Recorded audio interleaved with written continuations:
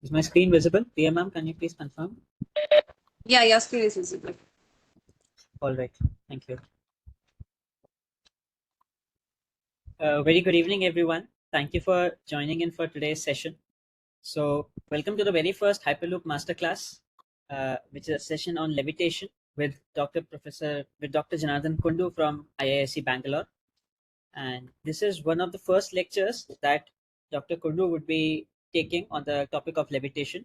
We will be having 2 to 3 more sessions in upcoming days, and we will be conveying the dates for the same as we go along. Once again, thank you so much, everyone, for joining in for today's session.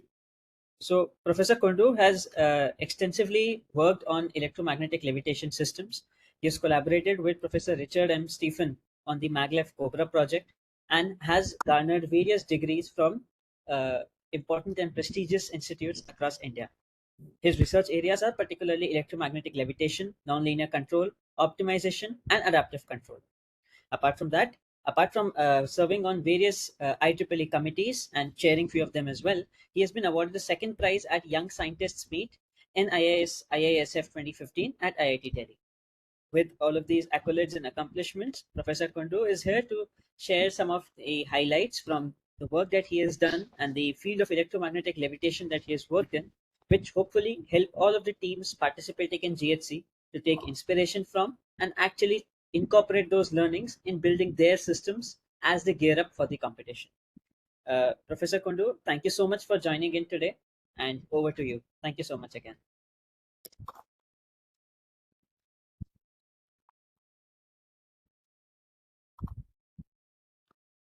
Thank you so much. Is it audible? Yes, sir, you're absolutely audible. Okay, Yeah, okay. Thank you for this invitation. Actually, I am really interested in the electromagnetic suspension, different type of technologies. I am working for more than 12 years.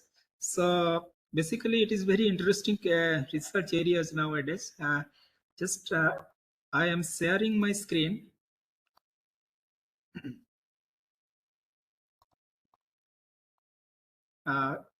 Is it visible now?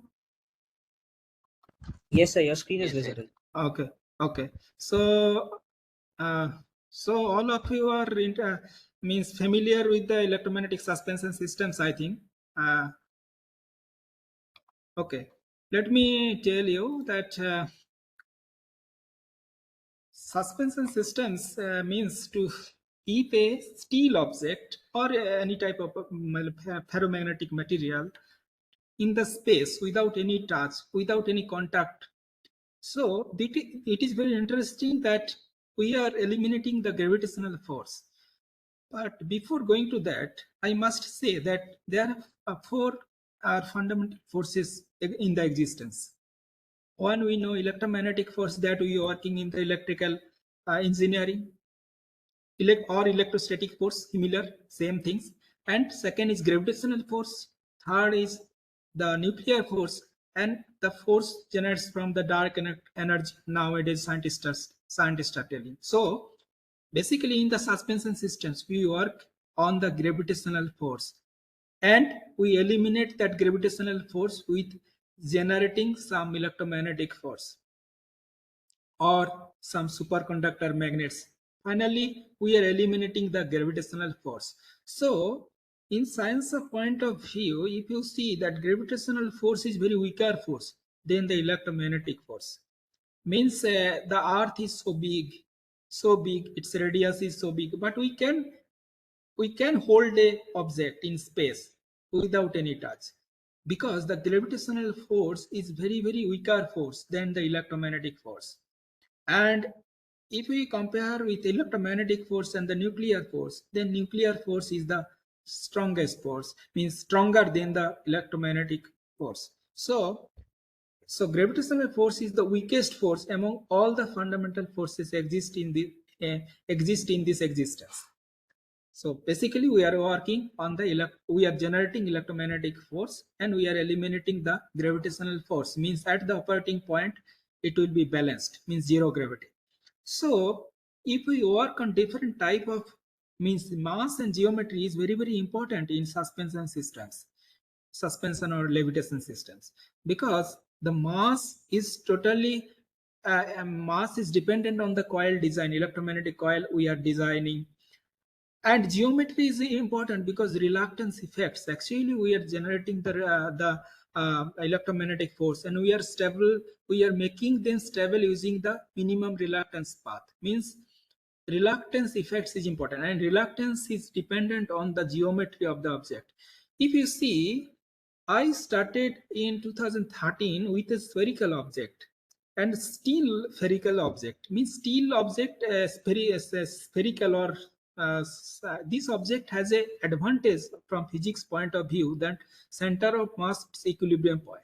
So if I'm we sorry to interrupt, sir. I think your PPT is not visible. We're oh, only able to see a WebEx screen. There is no document or PPT visible. okay, so I have, So there's an option while sharing the screen. There's an option to share the entire screen instead okay, of a tab. yeah, oh, okay, got it. Now I think it is visible. Yes, sir. Now the document is visible. Yes, sir. That's sorry. So uh, okay, now yeah, now see, uh, in electromagnetic levitation or electromagnetic suspension system, the spherical symmetry is the easiest shape. Spherical symmetry is the easiest shape.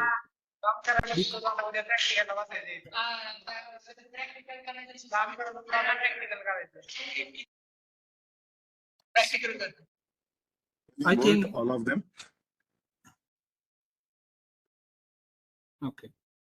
Now, if we see that, so I talked about the fundamental forces in the existence, and it is clear to us that gravitational force is electromagnetic force is the stronger force than the gravitational force. So that's why we can easily keep a object in suspension condition in air. So, and among of these, if we work on the spherical symmetry, that is the easiest shape because of the center of mass, its equilibrium point. But if you use different objects like uh, a rectangular or C-type objects, and then there have some kind of mechanical dynamics will be different. Means the reluctance effects, magnetic field path will be different. And we need, in the spherical object, we need one direction control. If we keep a, if we control in one direction, only z direction, that is sufficient to make the system stable. But for different this type of geometry, asymmetric objects, spherical symmetry, it is a symmetric object, ball is, but the plates are asymmetric objects, and we need 3 degree of freedom control, means x, y, and z obviously.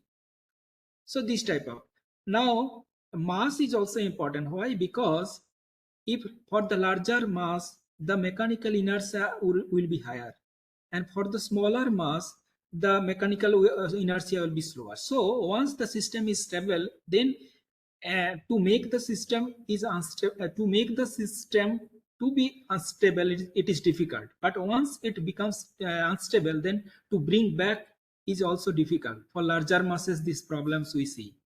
But for if small mass, then the mechanical inertia is smaller. So if once the system is becomes stable, then to make the system unstable is also difficult, and to make the system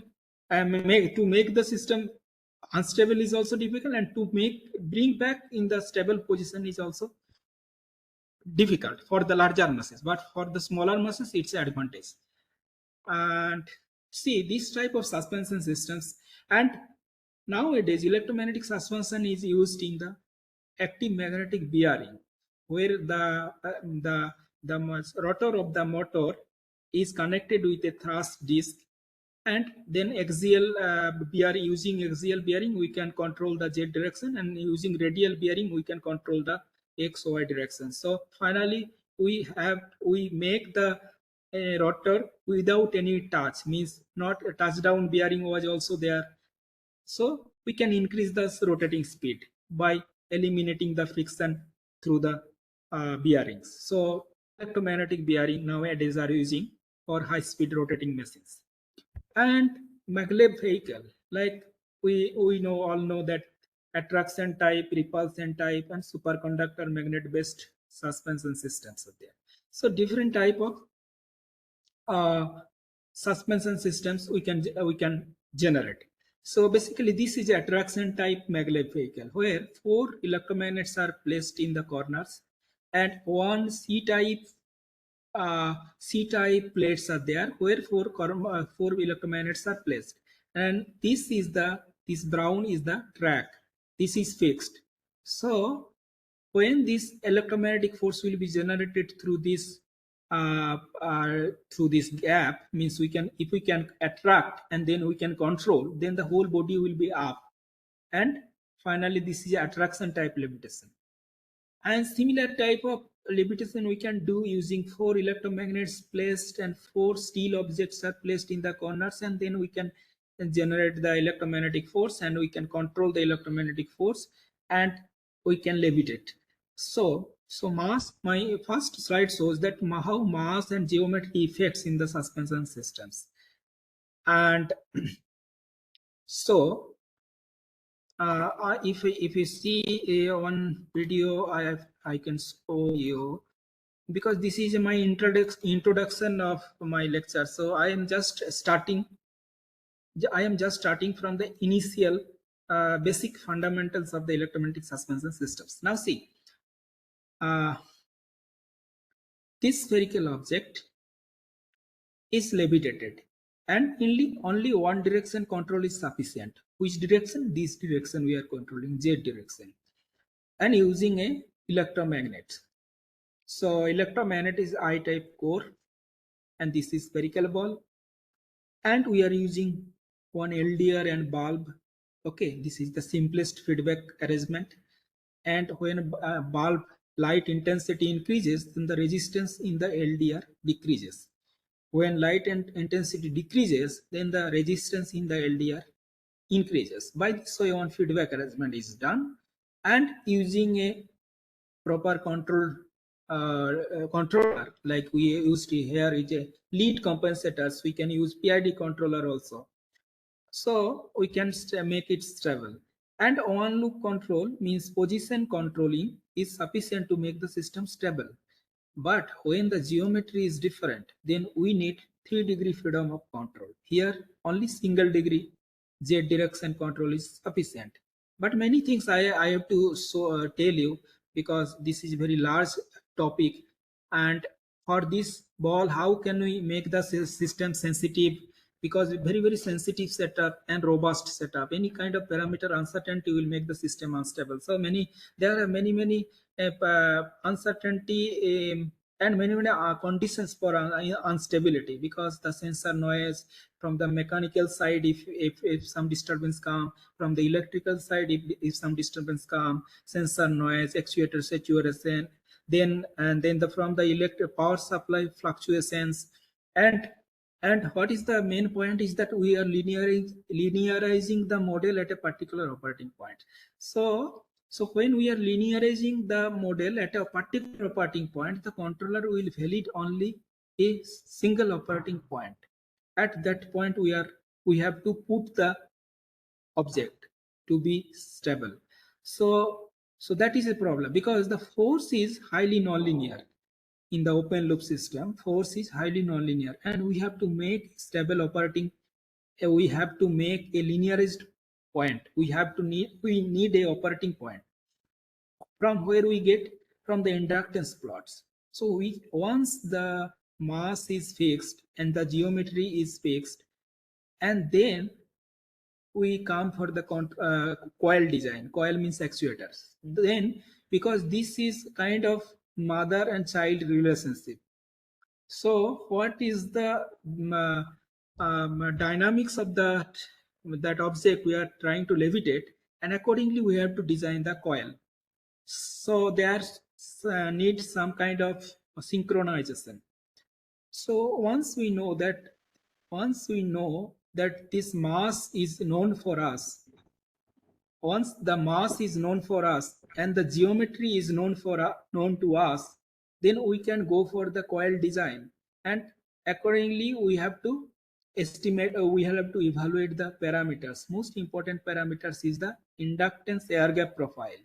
And Anson's theorem in and 14 he told that it is impossible to make a object, steel object, ferromagnetic object in free space. It is impossible. But later we have seen that it is possible by using a closed controller. So the inductance force air gap is highly nonlinear in nature. So inductance is also highly nonlinear.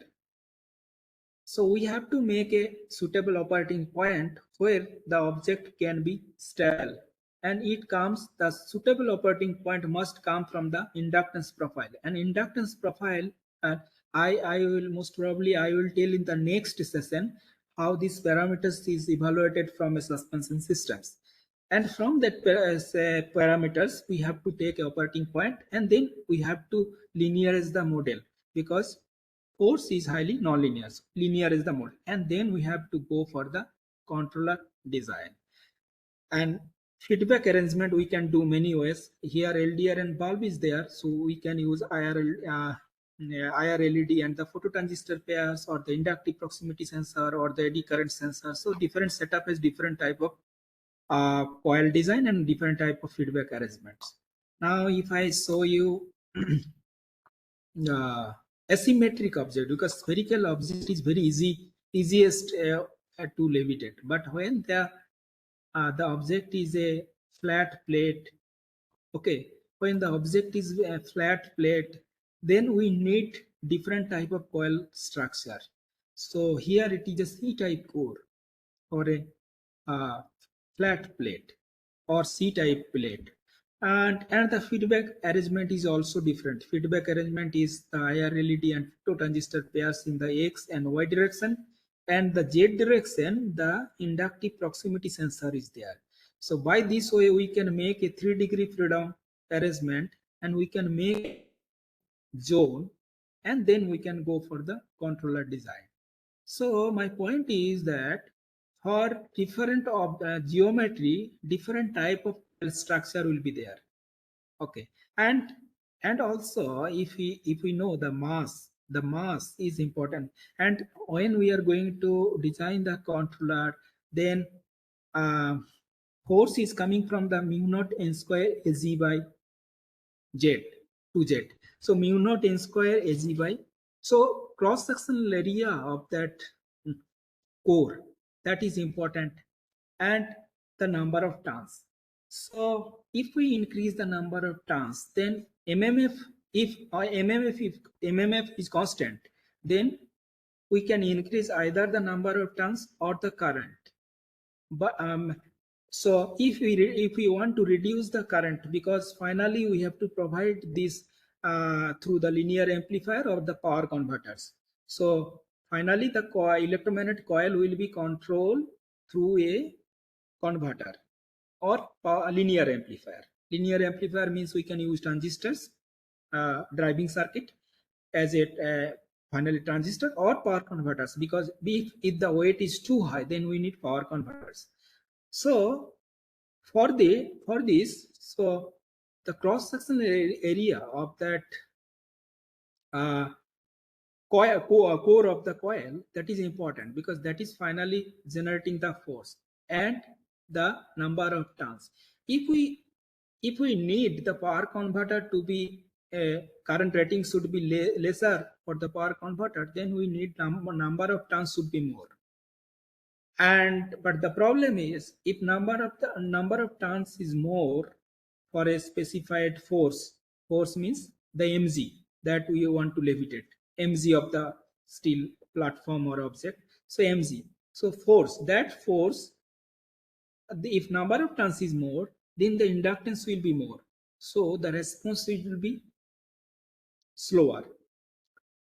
So we always try to balance the MMF. MMF is constant because MMF is fixed, and that comes from the n square Az by z.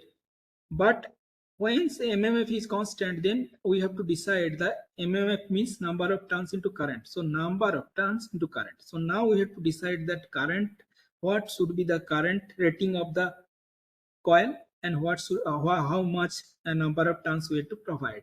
And if number of turns is more, then the inductance will be more, means response will be slower, and the controller design will be difficult. And if the current rating is more, then the converter rating or the linear amplifier, that rating will be increased. So both way we have to balance. So now you can see that 3-degree freedom control for its asymmetric object is done. And most important part is that the spirit level accuracy is required, because we are working against the gravitational force. So we have to keep the object at spirit level and true mechanical zero. So this is, see, this frame is made through the aluminum, so non-ferromagnetic material, such that the flux cannot, means there have no leakage flux or the freezing flux or some flux. So there will be only the flux will flow from that core to the object. So that way we can reduce the losses or some kind of instability due to the other ferromagnetic material uh, attached with this uh, as attached to these setups. Now, if we come, so just I showed just introduction part, that how it is important, and many things I will say in the next sessions. So geometry is important, mass is important, and the thus active magnetic bearing. Because active magnetic bearing, if we see, then the suppose 20,000 RPM rotating speed of that motor. Now that frequency will come, first harmonic, second harmonic, and that frequency is affected, and the bandwidth. So finally the position controller bandwidth or current controller bandwidth is affected by the frequency in the rotating machines. For a suppose 20,000 RPM, so 20,000 RPM almost fundamental frequency will come in that picture during the controller design. So this will be added some more complexity. So for static levitation, this frequency term will not come, but for the rotating machines or the propulsion systems like maglev train, that frequency will be added up. So this all about to A, B, C, D, E, and F all are static levitation.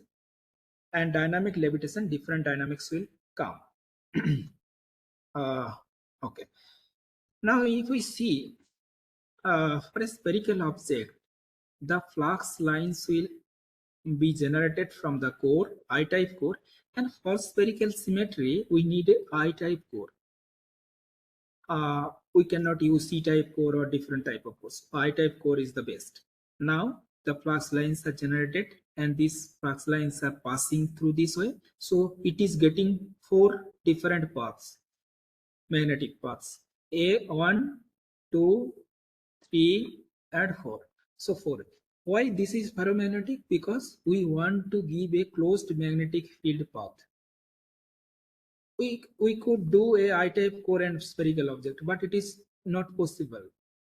Not possible means you need very high current to generate the same magnetic field. If we use a ferromagnetic guide surrounding it, then we can generate the required magnetic force very easily, such that it get closed magnetic field path. But for the same things for the C-type plate, all the flux lines are passes through this plate. So we don't get any leakage flux here. But for the spherical object, leakage flux are there due to this ferromagnetic guide wire.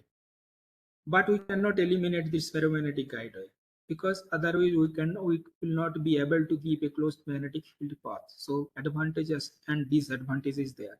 For C-type plate or any other kind of structures, the coil is simpler, C-type and plate, so we don't get leakage flux or the fringing fluxes. Still there have some fringing fluxes, but very little. So we can use the energy efficient system. So in the suspension system, if we see how our whole work is to eliminate the mg, is the weight of the object or guide wire. How to do it? We have to provide a electromagnetic force to eliminate this. And there are some another dynamics accelerators m d2z by dt2, and that is mass into acceleration, that force. So we have to work on three forces: mc, that is the gravitational force; f, electromagnetic force we are generating; and on acceleration. So these three. So in the mechanical dynamics, these three things will be there. Now we can see in the levitated train, they use this type of C-type structure because of the minimum reluctance. Minimum reluctance principle will help us in guidance. Suppose the object is at the steady state position. If we give a disturbance, then it will try to being in the position. It is natural stability in the x direction or y direction. It is natural stability. So for spherical object, I showed you the setup where we are controlling one direction. But for the asymmetric object, non-symmetrical object, we need XYZ control. It is required, but in electromagnetic analysis, it is seen that XY direction, that minimum reluctance principle helps us. Means if we try to give a disturbance in the X or Y direction, then automatically it will bring back at a certain level, means minimum tolerance should be there. And if we give a disturbance, then it will bring back at the operating. So no, without any control in the XY direction. So this is coming, this electromagnetic point of view, it is helping us. This fringing. Fringing means this fringing. So this is trying to bring it back. But once, so for a certain level, if crossed, then it will go unstable. So it goes. So in the guidance, suppose you can imagine it is a train, and this is a guidance. Guidance means and the opposite means the side direction. So it cannot go from the track. Minimum reluctance principle will help at that point. And now if we see, so from the basic what I discussed, now if we see, now if we see, when there have a electromagnet at the top and there have a steel object in the bottom, that means the one levitating mass is there. And when this levitating mass will be in this, so if we start from the beginning, then we have to say that if we want to design the coil, we have to start from here. Known force means the weight of the object, known force mg by Vmax square. So Vmax comes from the core we are using, is the core material we are using. So that has some 1.3 Tesla something, that value that is fixed. So core material is fixed where Pmax is coming, and the Fmax is coming. What is the weight of that object? From that we can get the cross-sectional area of the core. So once this cross-sectional area is known and MMF is known, from this equation we can get the MMF. MMF means number of turns into current. From these two equations, we can easily design the coil, electromagnetic coil, for a particular mass, levitating mass. For a particular levitating mass, we can design this coil using these two equations. Once number of turns into current is known, and also we have to know the air gap. Air gap means which air gap we want to suspend it. That comes from the inductance profile. In the inductance profile, so you need to plot inductance profile at different air gaps. We get a constant inductance in this zone. Suppose when it touched, then it is highly nonlinear. When the object is the object is, suppose this is the core and this is the object, so when it touched, this is highly inductive. If we see when it touched, then you will see the magnetic flux density is the highest, and this point, okay, this point is the highest. So inductance is the highest and highly nonlinear. But when it goes away, suppose so 1 second. So when it goes away from the object, from the core, suppose object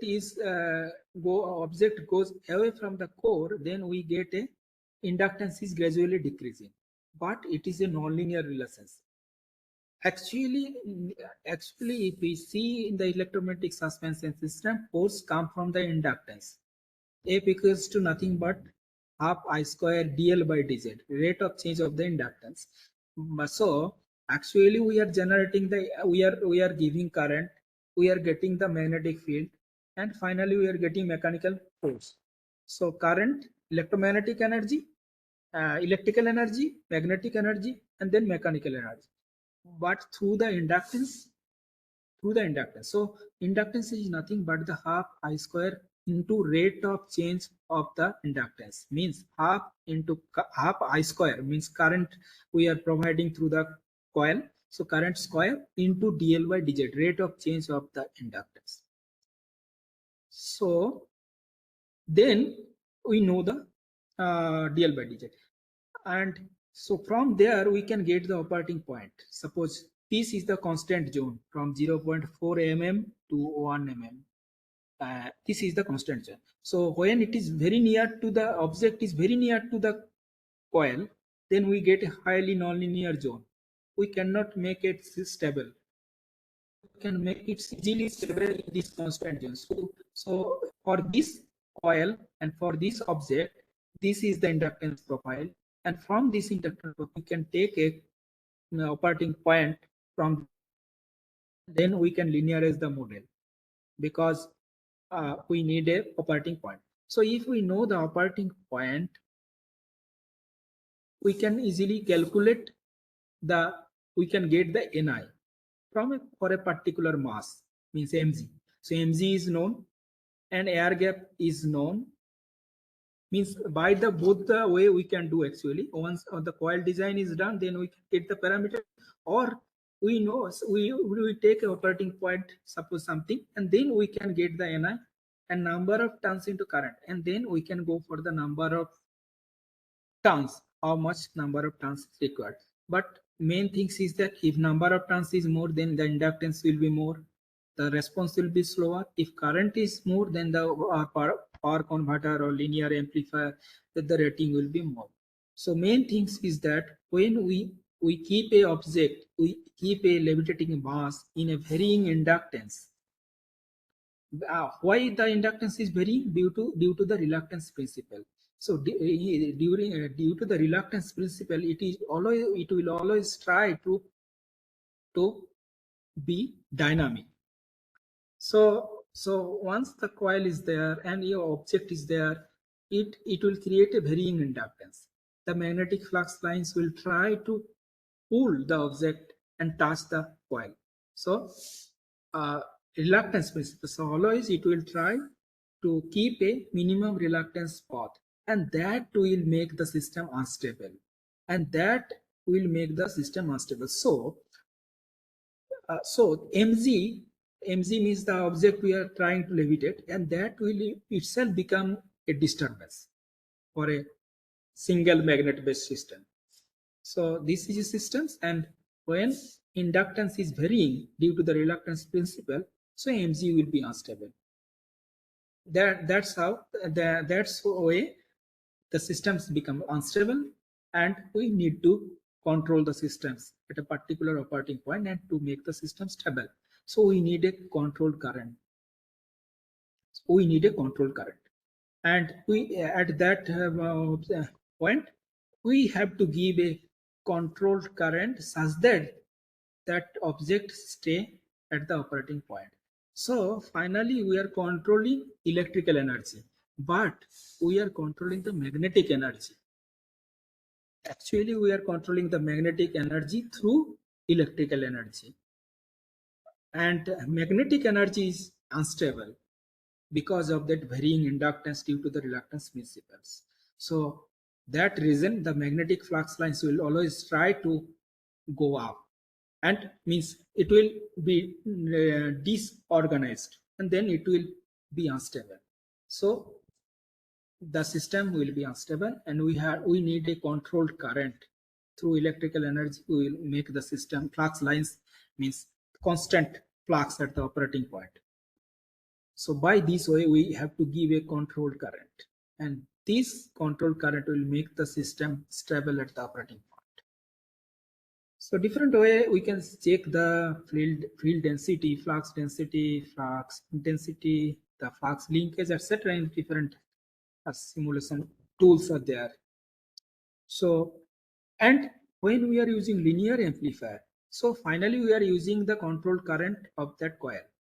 So through linear amplifier, driving circuit will be through linear circuit, linear amplifier, or the power converters, means switching frequency. We can, at a high frequency, we can make the control current to be stable.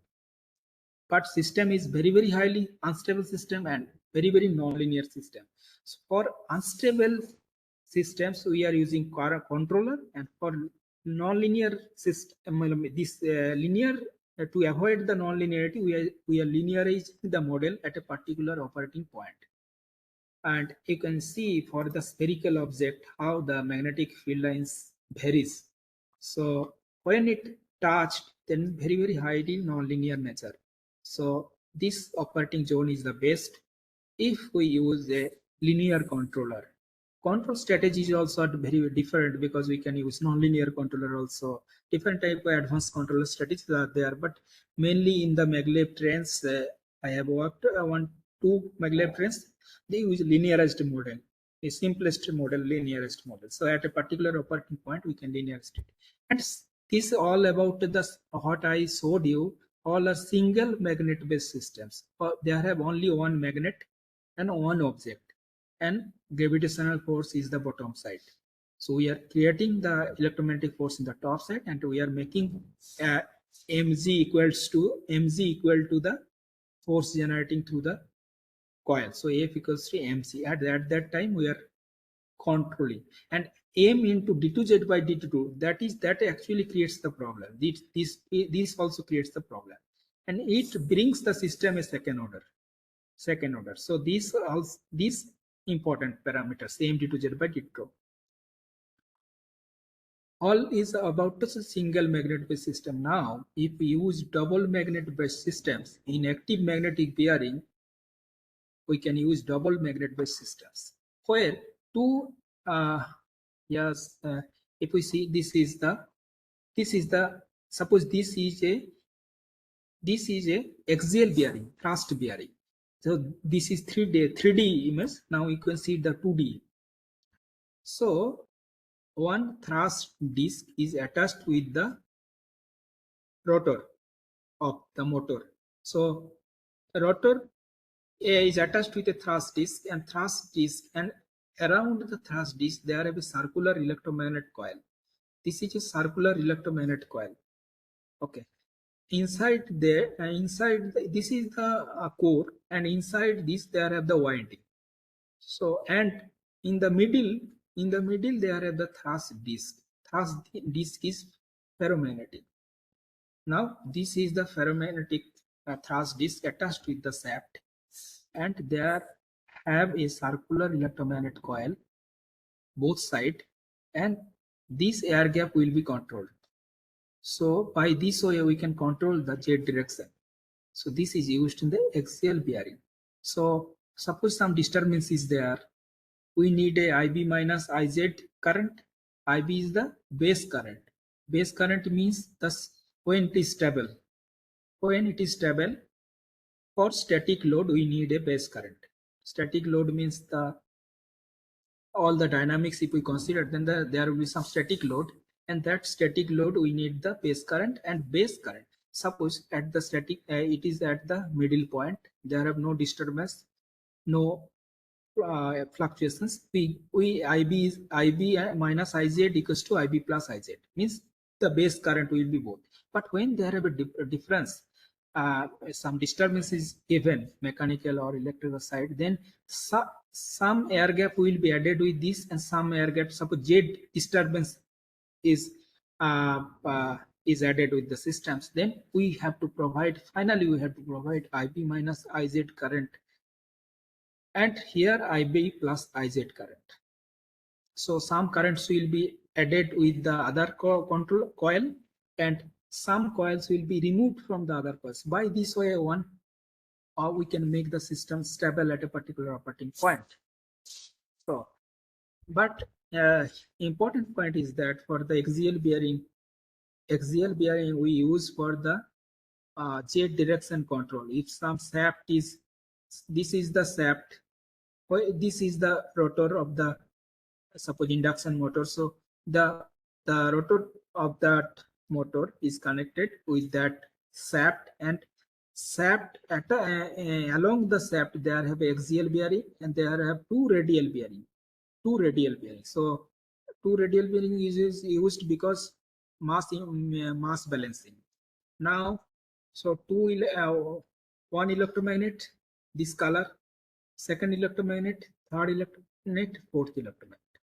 Now, this top one and bottom one is responsible for the, let's, y direction, and this blue electromagnet, this is sorted actually. So one electromagnet coil, so two pole and one electromagnet coil, we can say. So one electromagnet, two electromagnets are responsible for disturbance in the y direction, let's.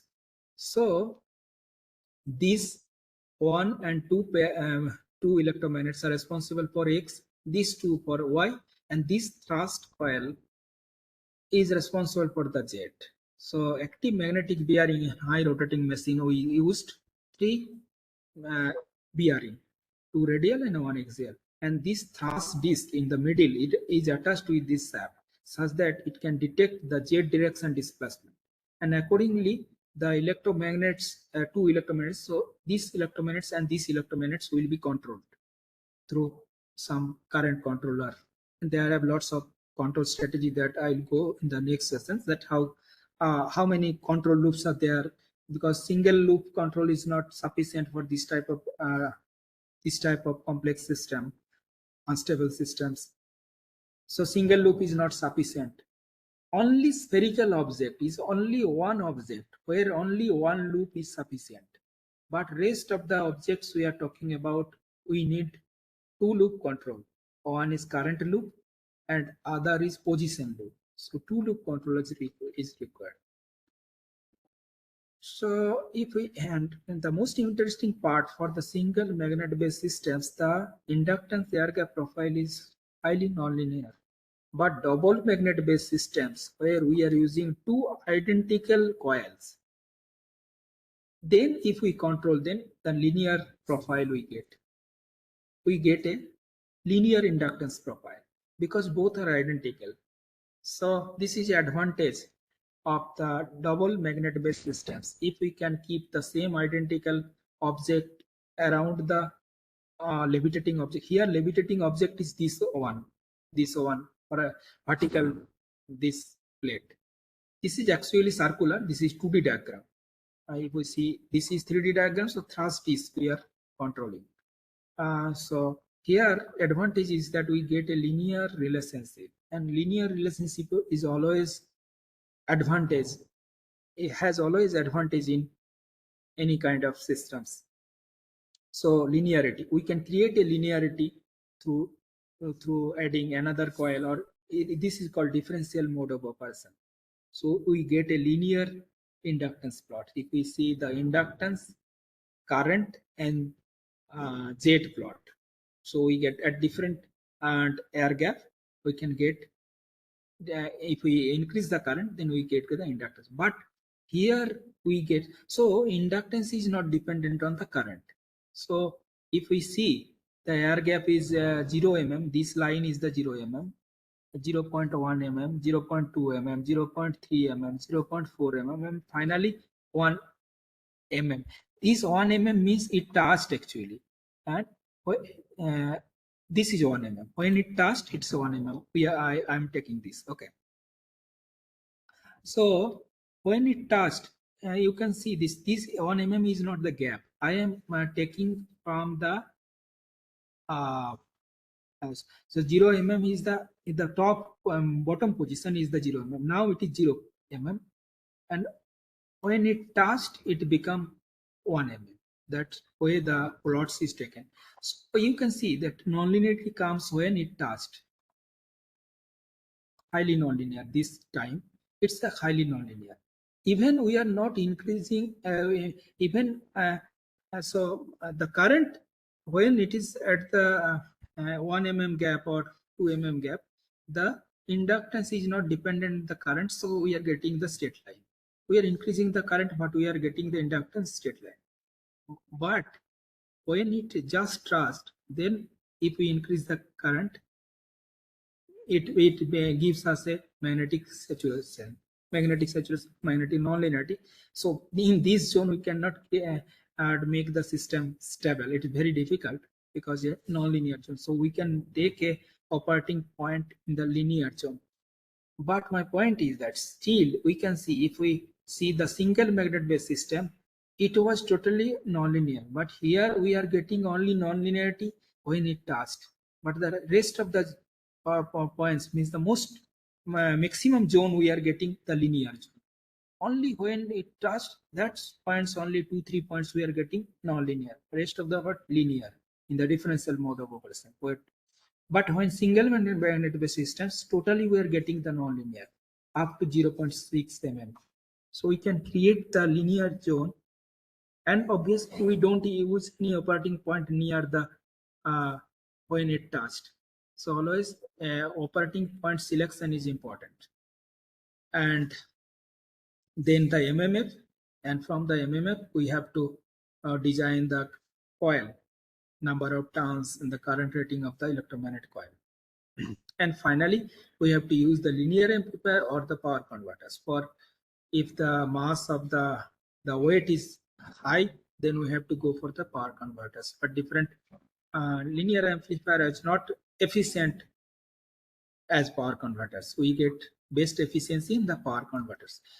So, so if you see the flux, so this is the thrust disc attached with the shaft of the rotating machines. Now this shaft, if slightly displaced, and then the electromagnetic coils will generate the required electromagnetic force, and we can control the electromagnetic force through current controllers. So current controllers will give the, if it knows that we have to use the eddy current sensors in the feedback or proximity sensors, and it will sense that it has displaced. Now we have to provide this amount of current to this coil and the same amount of current to be removed from the other coil. So by this way, it will create a closed loop control, and it will make the system stable at the operating point. So this is actually in the magnetic bearing. And when we go for the modeling, now once the system is ready, means we know the object, we know the electromagnetic coil is designed. Now we have to go for the parameter evaluations.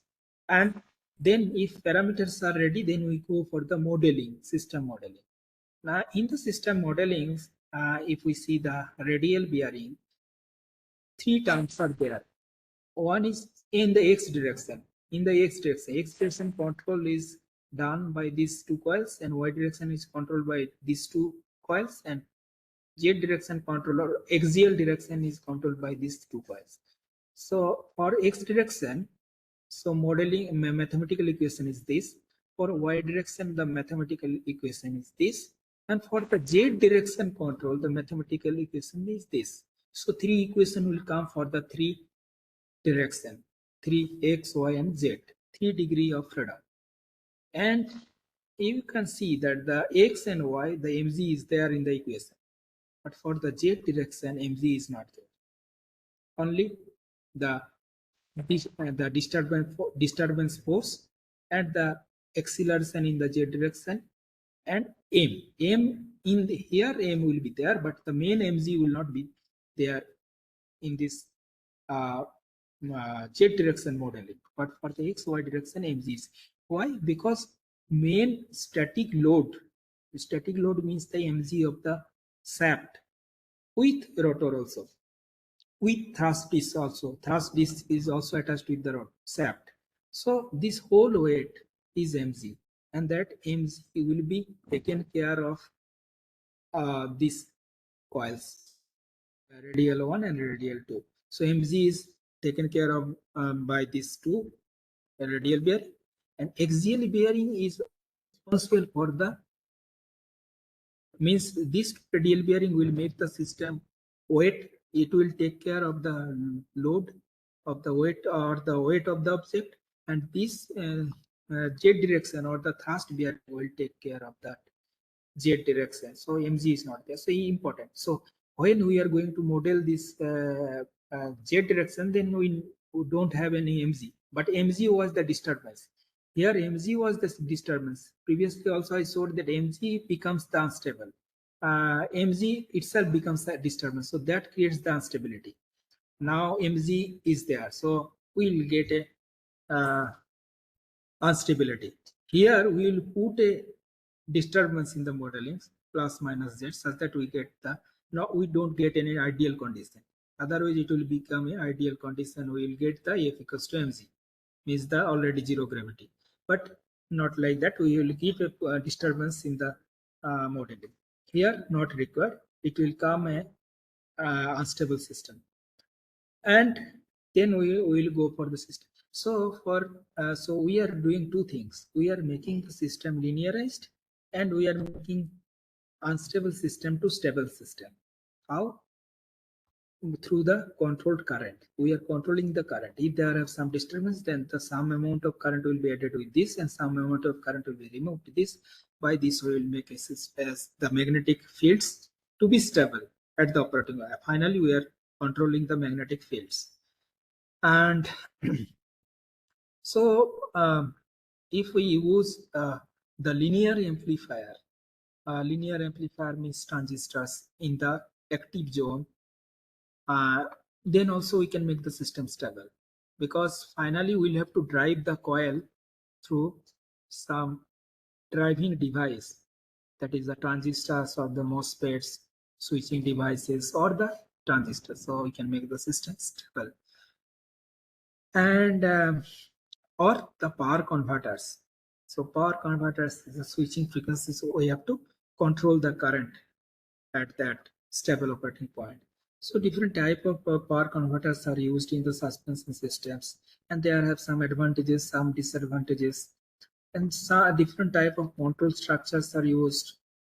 Yes, and there have PID, lead, and these systems all we have to use two control loop. One is current control loop, and one is position control loop. And if you see, if you see, the current controller bandwidth is much higher than the position control bandwidth. So position control bandwidth is whatever I have seen all the systems is not more than 1 kilohertz or 1.5 kilohertz, but the current control bandwidth may be 10 times more than that, because current dynamics is very faster than the mechanical dynamics. And and so, and we when we use switching devices, power converters, that also will be 10 times more than the current controller bandwidth. So by this way, we will go for the design of the controller bandwidth is important. And with this type of systems, we need proper filtering and proper feedback arrangements, because we can use eddy current sensors as position sensing, we can use the proximity sensor as the position sensing, and different type of control strategies. And when we are using a linear model of the systems, then the lead, PID, or state feedback controller is the best. Suppose we are controlling at the particular operating point, we are designing the controller, then these three are best. But if we need some more operating points, means whole operating points if we need to control, then we have to go sliding mode control, feedback linearizing control, etc. But different strategy has different type of suppose state feedback control, we require costly sensors because all the states we have to control. And I told you that the electromagnetic system is a third order system. It has three states, one current, one velocity, and one uh, position. So position, velocity, and current. Three states are there in the electromagnetic suspension systems.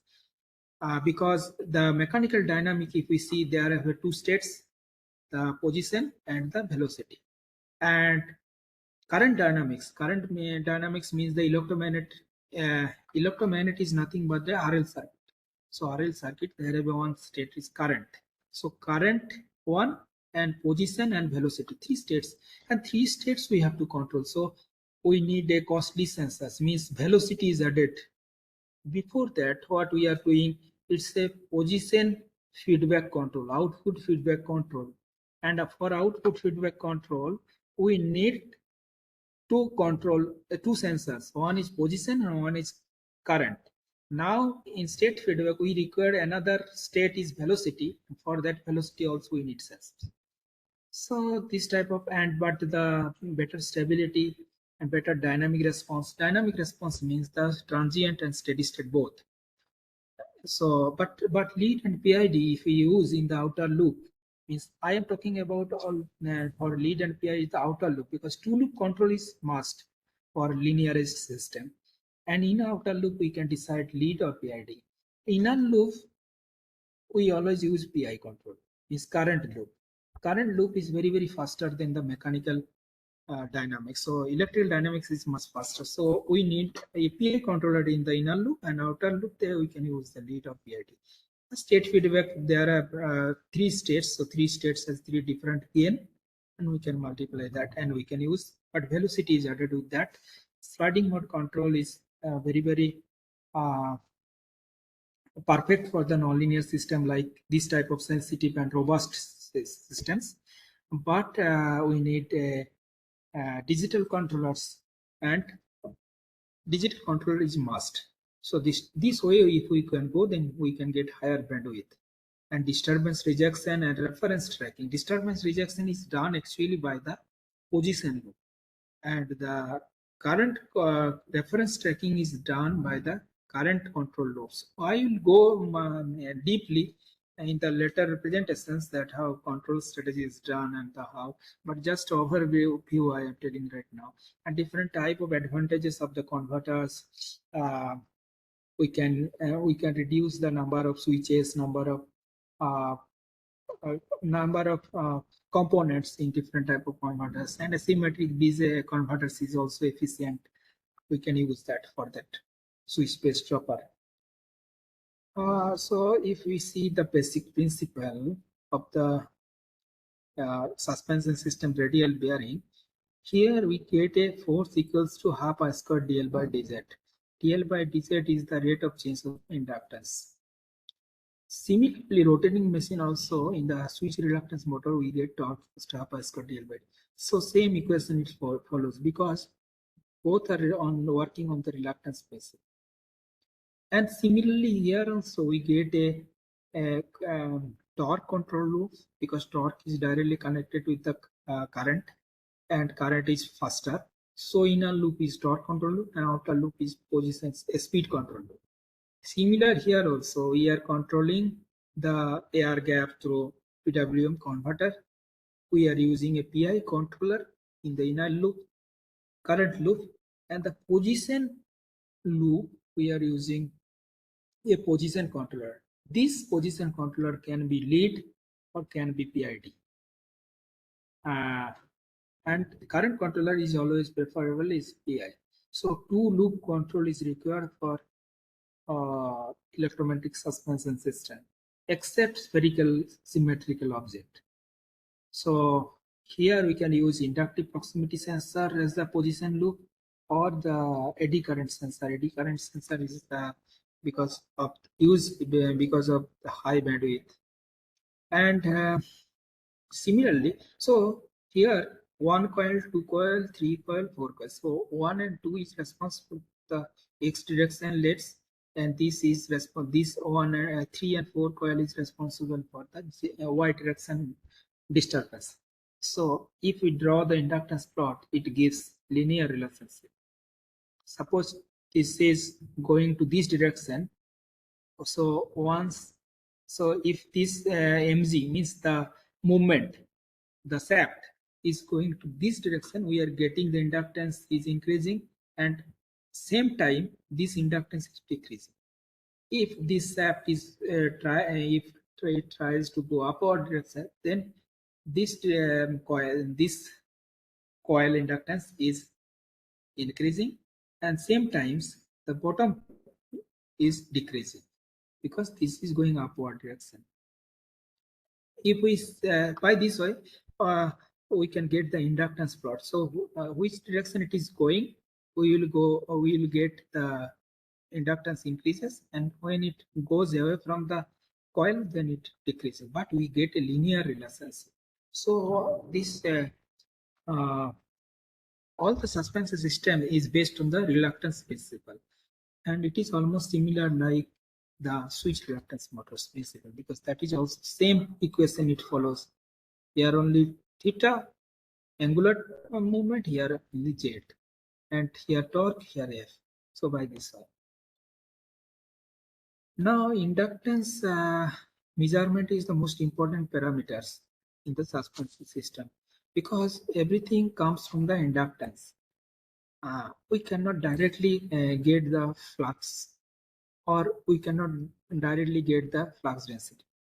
We have to get everything through the inductance. And at different point, what is the inductance plot?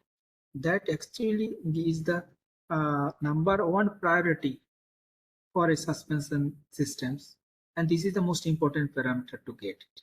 Once the electromagnetic coil is designed, the object is specified, and then we have to get the parameters.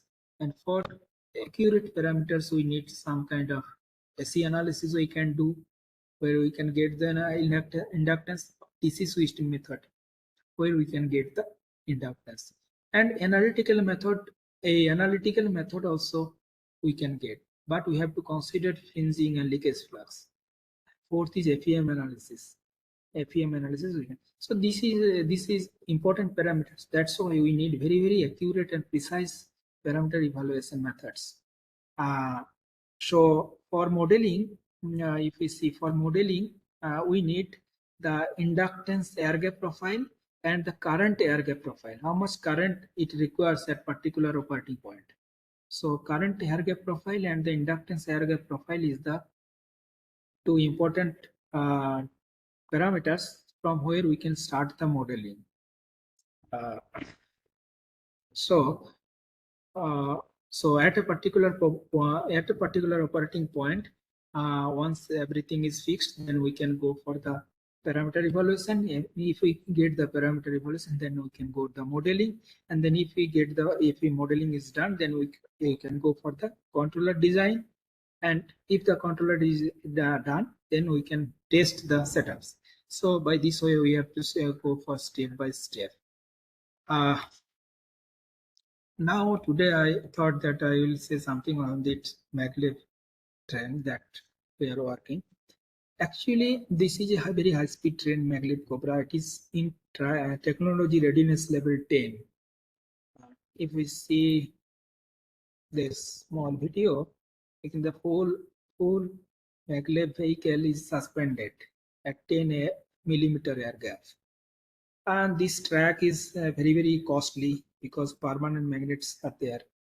So I will tell you, just have a look. So superconductivity. This train actually is built by using the superconductivity, and superconductivity was discovered on 1911 by Aki, and he received his Nobel Prize in 19th after 2 years for this superconductivity.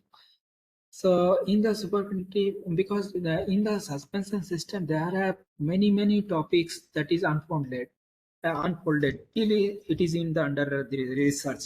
Because if we go for the control strategies, there have a huge, it is a vast of topic. If we go for the driving circuit like a linear amplifier or the power converter, it will take it is also a vast area of research. And if we go for the coil design, electromagnetic, it is also a vast area. And if you use higher bandwidth, higher frequency, that is also a different area. So, but using superconductors also, so three type of suspension systems is possible: electromagnetic, electrodynamic, and superconductor based. For superconducting magnet based levitation is neither attraction or not repulsion. All the works, all the things I told in the previous slides, that were the attraction type. Now attraction forces we can generate and then we can control. And also we can generate repulsive force, and that is also used in suspension systems like I think Japan or Germany, they maglev train, they have used this Japan EML or Germany EDL. And superconducting magnet wave, this is neither attraction nor repulsion. It creates superconductors, that is the YBCO, yttrium, barium, copper. So these superconductors are cooled. Superconductors are cooled at critical temperatures, means 77 degree Kelvin or minus 156 degrees Celsius. Then it generates a stable force. So it opposes the magnetic field. So it is not generating any magnetic field, but it is opposing the magnetic field. So neither it is attraction nor repulsion, but we get a stable attraction, stable force when we keep a permanent magnet. So first things we need to know, the superconductors is not a magnet, and superconductors only repulse the magnetic fields. It repulses the magnetic fields, so it doesn't generate any magnetic fields. So it is neither attraction nor repulsion. But when it repulses the magnetic field, when one permanent magnet is comes closer to that, then it creates a repulsive, means it away from the magnetic field. So by this way it generates the stable force. If we see the flux lines, then we can see that it creates a stable magnetic force. So these permanent magnets we need, and then we need a superconductors. And this property is called the Meissner effect, 1933. So what is Meissner effect? When the superconductors are cooled at the critical temperature, it opposes the magnetic fields, any type of magnetic fields, or we are placing the magnetic fields through the permanent magnets, so it opposes. This is called the Meissner effect, and these superconductors we can use as suspension.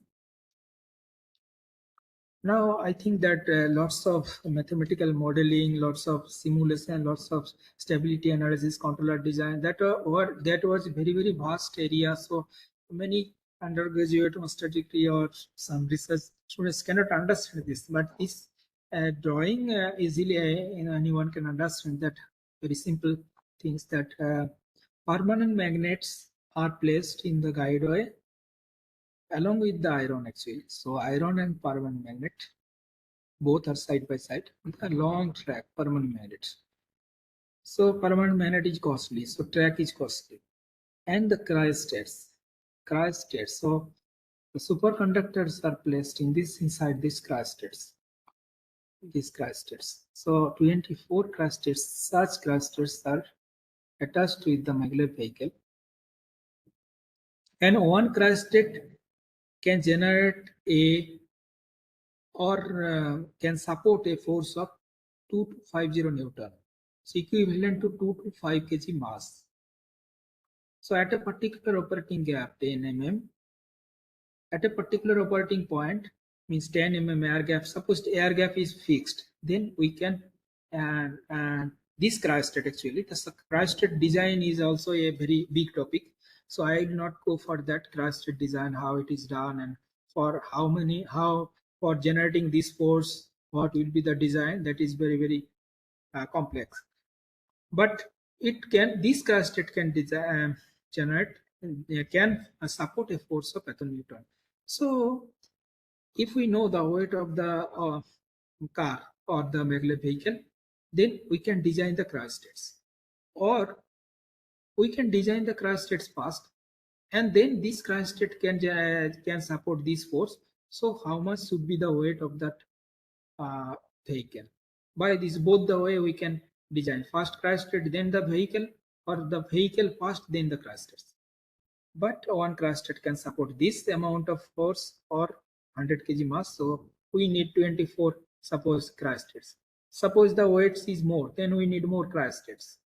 By this way, or we know the from the beginning we know that this amount of weight we have to levitate, so by this way we can design the crash states. And crash states they have the superconductors, and we will pass through liquid nitrogen to cool that at that critical temperatures. And what more we need? We need the induction motor. That induction motor can be placed at the center of that vehicle, or at the forward, near to the cabin, or the back to the vehicle. We can use this. And so linear induction motor itself is a very big topic, but I am giving some just introduction. So we have to use a aluminum made guideway. So this is only for the propulsion. For the propulsion, we need induction motor and the aluminum made guideway. And for suspension, we need permanent magnet guideway and the crash states. So these two different things. One is propulsion, one is suspension. So crash states and permanent magnets are that, and designs are different. And the propulsion system, induction motors and aluminum made guideway, and the ferromagnet back iron is there. And we can give in the through this sideway supply. It's 60 hertz in the Brazil, and the linear induction motor is important because finally traction force is generating through this motor. So three kind of force will be generated here. One is traction force. Traction force means which moves the vehicle, means which propels the vehicle. That is the traction force. That we can say X direction. And second is the guidance force. Means guidance force means this sideway, sideway. So this is, we can say, Y direction. There is the guidance force, or the Y direction, and the Z direction means the attraction force. Attraction force is coming into this picture because we are using the linear induction motor, so which will generate the attraction force. So if we see in the linear induction motors, then the three forces will be generated. One is the traction force, that main propulsion force, and second is the guide force. The Y direction is the sideway forces, that will be very smaller, but still it generates. And the main is the attraction force, that is not, we don't want this, but it will arrive. So attraction force, so we have to minimize that attraction force such that the traction force is the maximum. So we need only traction force, but we cannot avoid the guidance force and the attraction force because we are using the linear induction motors. So these two we cannot avoid, but we can minimize the attraction force by using copper.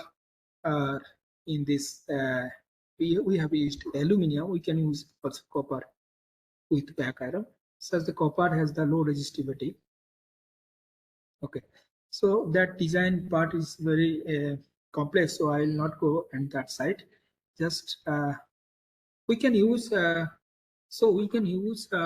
induction motors in the vehicle. One, we can use many induction motors also, but the size we have to see from the back side or the front side. There have a provision, and we need two inverters if we use two linear induction motors. So that inverter design is also a broad area. So inverter design, motor design, that is an important part of this. So as introductions, we can see that how we have to make this permanent magnet guide wire, because permanent magnet is very costly and we need to minimize the cross-sectional area. Cross-sectional area means that the force is actually generating through the, as the cross-sectional area will be more, then we need more permanent size of the permanent magnets, and that will be costly. So we can reduce the cross-sectional area of the permanent magnets. So for this reason, we use a Halbach array where permanent magnets and the iron are placed in such a way that we get strong magnetic field in the top side and weak magnetic field in the bottom side. So same permanent magnets iron, we can use the maximum magnetic field density in the top side, which where we require. In the bottom side, we don't require any magnetic field. So by this way, see the flux lines. Suppose north pole, south pole. Suppose this is the um, iron is the, so red you can iron, and white is suppose permanent magnet NDFED. So north pole, and then it come to the iron, south pole. So by this way, north pole, here you are getting is the permanent magnets. It's north pole, south pole, the iron part. So by this way, we can Halbach array, we can use the maximum. By this way, we can arrange the permanent magnets and the irons. It gives the maximum field density. We can avoid the cost of the permanent magnets. So by many ways, we can reduce the per size of the permanent magnets using optimization techniques or some other kind of things. And so this is the guide wire, permanent magnet guide wire. And inside the cryostates, we have the superconductors are placed, and we have one copper plates to protect the YBCO from the liquid nitrogen. And copper is also used to use the thermal temperatures, liquid nitrogen temperatures, that is very, very cold.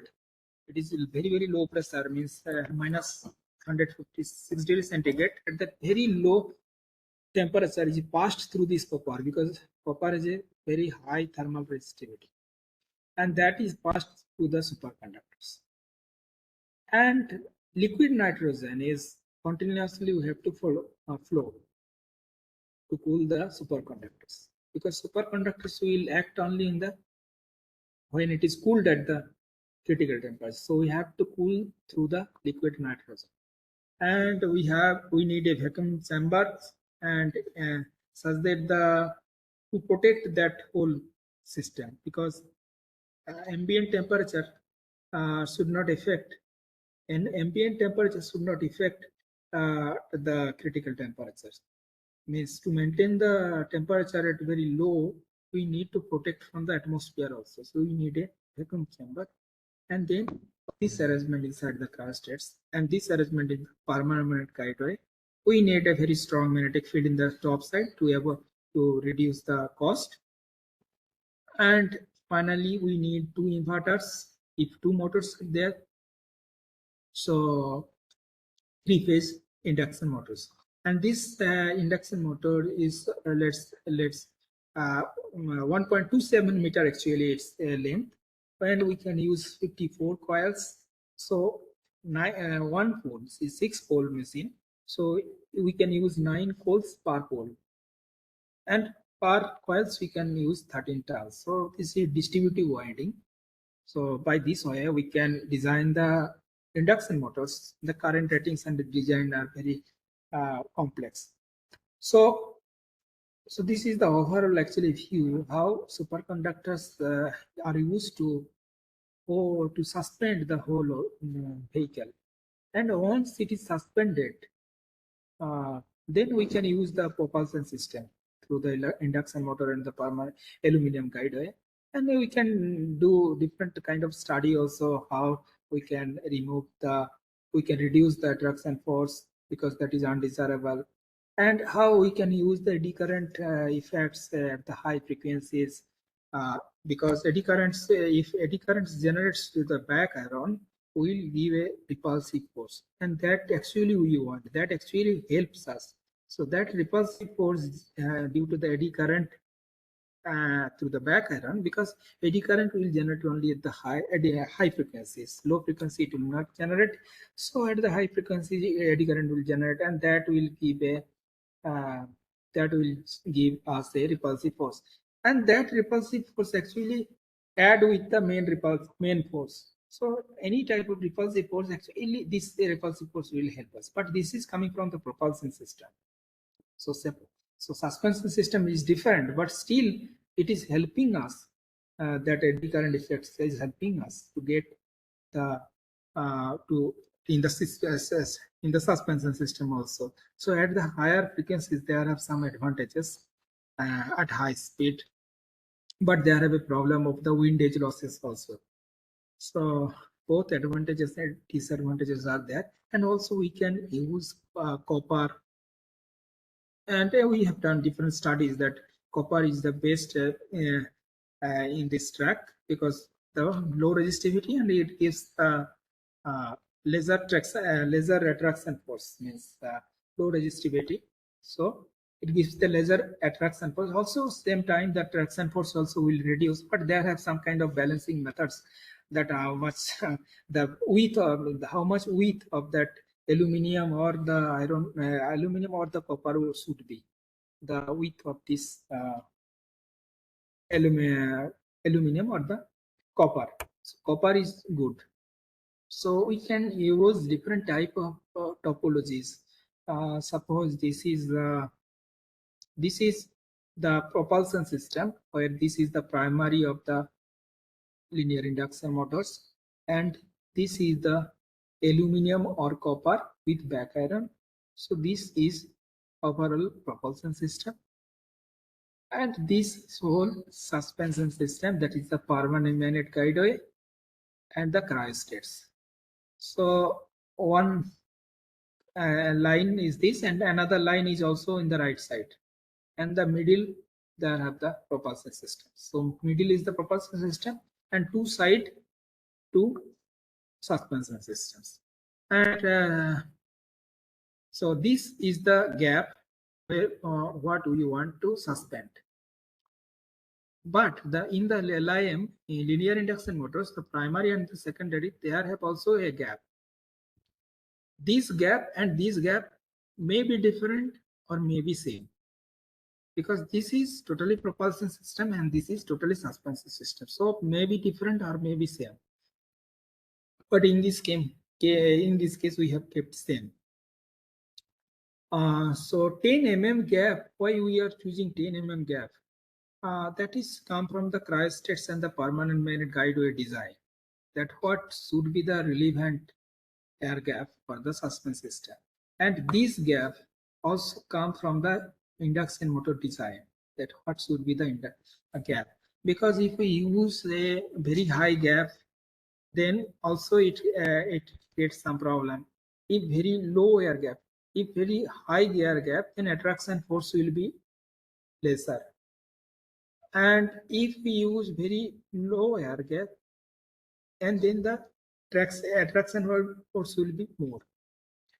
But when air gap is more, air gap is less, air gap is more, then the traction force also will be more. Means air gap is more, and then the attraction force is also lesser, and attraction force is also lesser. But when air gap is less, then the traction force is also high as desirable, and also attraction force is high. I will say you that what is the balancing point, that what should be the air gap between the primary and secondary. So different type of so distributed winding and squirrel cage type induction primary winding we can design. So we can do some kind of static force measurement, because all are about the force right now. So static force measurement and dynamic force measurement. Static force measurement means that the primary suppose is locked. Primary means that primary winding. Okay. Secondary means this on the track. So this is the secondary and this is the primary. So if you see, primary is locked. So primary is locked with some anchoring on the wall, and secondary is always locked because secondary is the permanent magnet guide. So both are locked. Right now, if we give a constant magnetic flux, means the flux is constant. E by F is constant. Flux density is also constant. At that point, when flux is constant, suppose operating frequency of that motor is 25 Hertz, we know the V by F is a maximum flux density. So we can do that test at the low frequency, keeping the flux density is same. So V is constant, means flux is constant, and we are giving at low frequency, and we can do the test. So at the low frequency, 1 Hertz to 7 Hertz, we are giving this constant flux, and we know the operating condition, what is the B, and that B we are giving at low frequency. So V is also reduced, F is, so we are giving. So at the low frequency, we are doing this test, and we get the maximum attraction force through the primary point D. So at a particular operating gap. So V by F constant. So by this way, we can generate the attraction forces at different air gaps. So this is static force measurement, not dynamic. So at the running conditions, so there are different process. And there are three things. One is static force measurement, one is dynamic force measurement, and another last one is the at the running condition. Force speed characteristics. So that is the last stage. Now static force measurement at different air gaps, we can get the force at different air gaps. This is the traction force. This is means propulsion force. Okay, at different air gaps. And attraction force we can get at different air gaps. So attraction, traction, and also there have another force Fy. So traction force is our main propulsion force. Attraction force is due to that primary and secondary. That is not desirable, means not, we don't want actually. We want to reduce this attraction force as much as possible. So design aspects we have to see. And then there have a one guidance force, but that is very small. Guidance force means the force that moves in the along the body, along the body of the train. That is the movement. So that is very small force is generating. This is very small because already I told these things when I started this. This helps actually. When it goes away, means it goes to the side, then automatically it will come at the operating point. Means this reluctance principle will help us in this guidance. So that's why this guidance force is very smaller.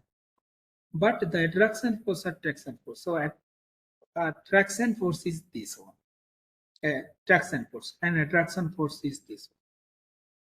So for 2D analysis, we can see the magnetic flux density and different plots are there. So traction force we can do experimental also. Okay, different air gaps, and we can check that this 5 mm is the thickness of that copper plate we use in the track with the back iron.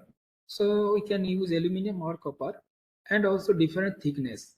So different thickness has different dynamic characteristics. But it is seen that the copper is the best because the low resistivity, and it will generate less attraction force and more traction force. So this type of things we can check, and at different air gaps we can get the traction force. So all these experiments are done with this primary is kept fixed, V by F is kept constant, but maximum flux density that comes at the operating rated condition, and we are giving the low frequency. So same things we can do. So if we see the linear induction motors, it was a 6-pole linear induction motor. It was 6-pole, and one pole has 9 coils and 13 turns in a coil. So if we check it, that one pole means one closed magnetic field path.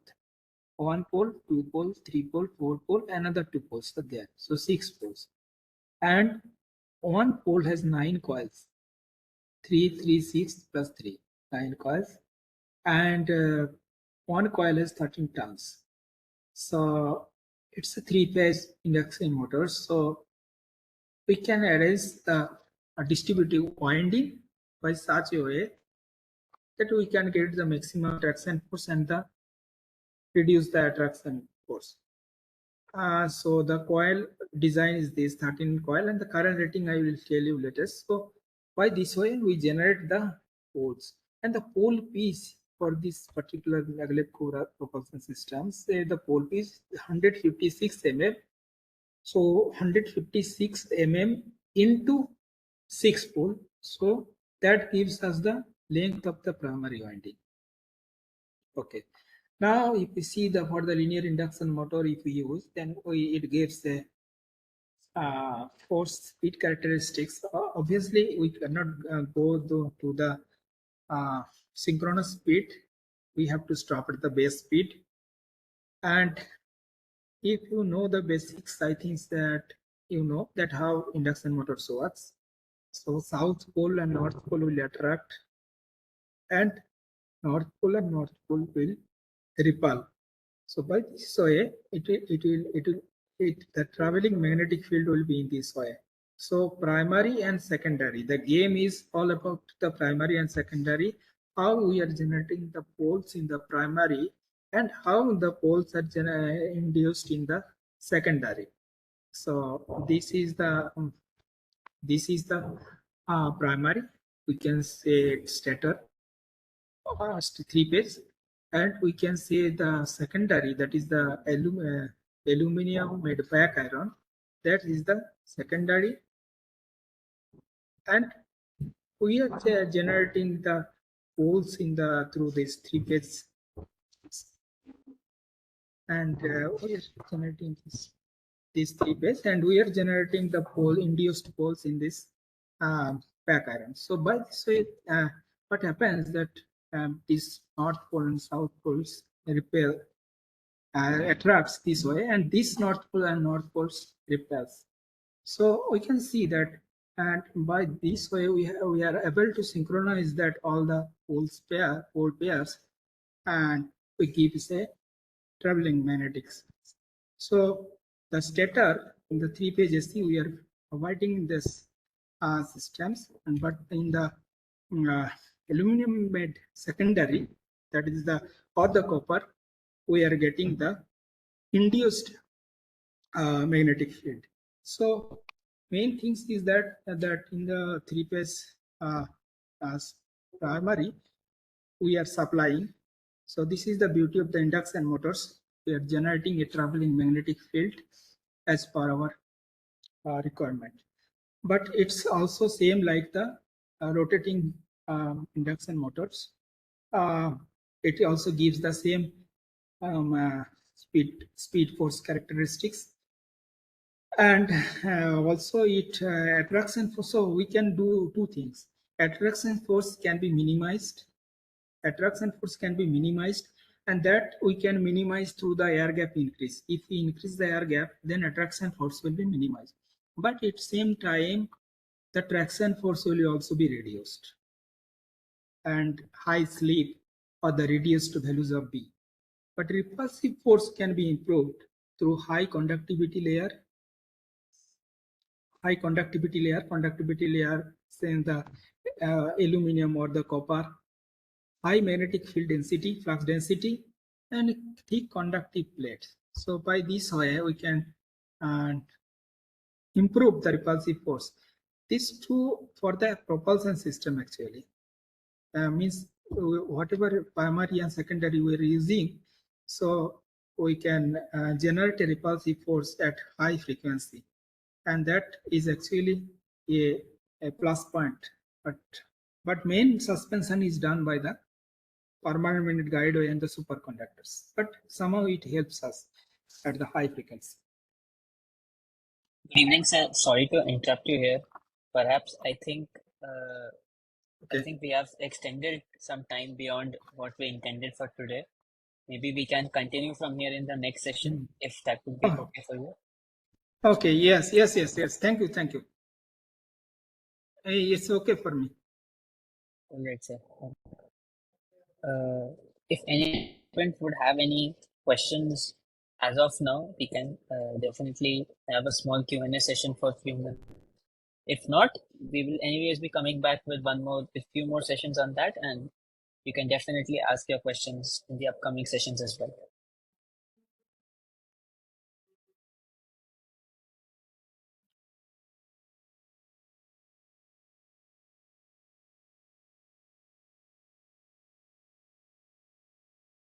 Okay.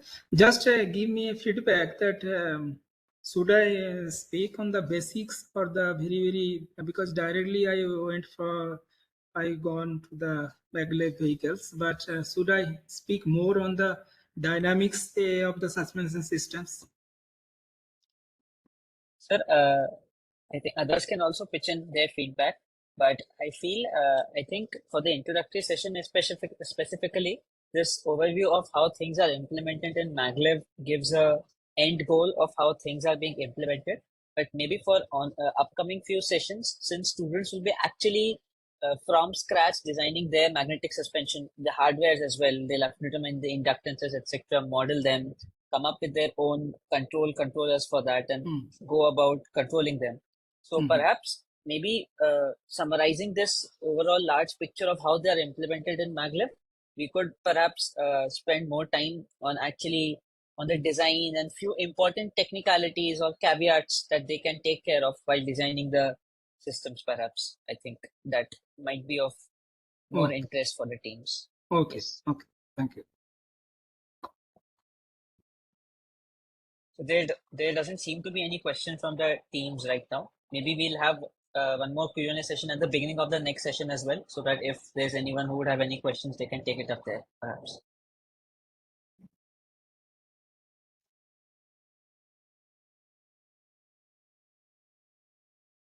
Right. All right. So Okay. I think we can close the session for today. Priya ma'am, is that okay? so? Anything from your side? Thank you, Pranav. Yes, sir. I am happy to share. Thank you so much, sir. Thank you so much for associating with us. Thank you so much. Thank you. Thank you. Thank you. Thank you.